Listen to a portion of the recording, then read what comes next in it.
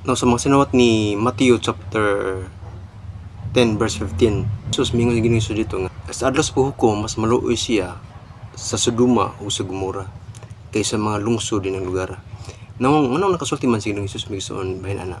Now, katong balikan migsoon sa panahon sa Sodoma o Gomora. Nganong gilaglag man sa panahon sa Dios migsoon.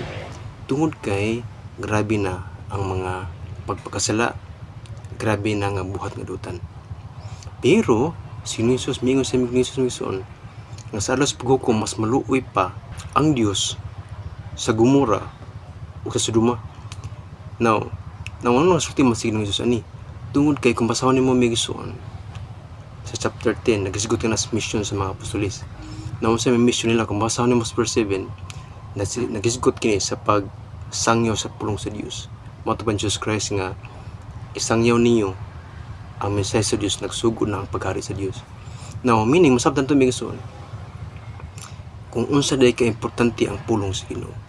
Kung kunang sa kalugar migsoon, dili mo dawat sa pulong sa Ginoo, makaluluoy kayo. Naman tungod kay masabtan na ito migsoon nga ang Sodoma o Gomora nga grabe na sa pagkaduotan, gani mas maluoy pa siya ditong lugar kaysa mga lungsod nga dili mo dawat sa mensahe ni Jesus Christ. Ina importante ang pulong migsoon. Sumnang kinahanglan migsoon magbalinawat sa pulong sa Ginoo.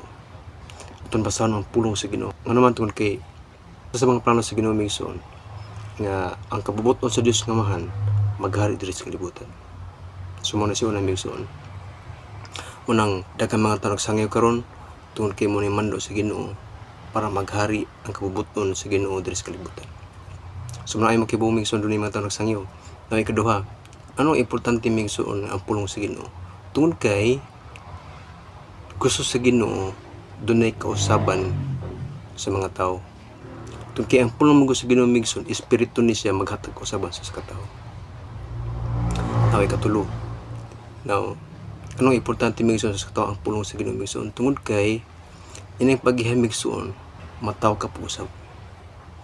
Why tungod kay dili ka makakita migsoon sa kingharian sa Dios kung wala kay pulong sa Ginoo. Dili ka mataw pag-usab, walay kausaban sa imong kagalingon kung wala kay pulong sa Ginoo. Ang importante migsoon natin pulong sa Ginoo para makibawta kung si kabubuton sa Ginoo ug ma-apply sa itong kinabuhi. Ug mo na tinuod migsoon.